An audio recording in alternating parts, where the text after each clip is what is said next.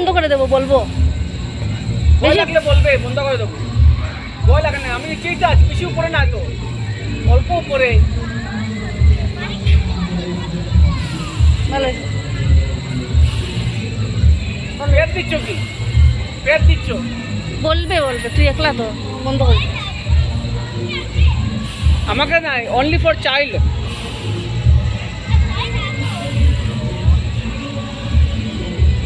বন্ধ করে দে,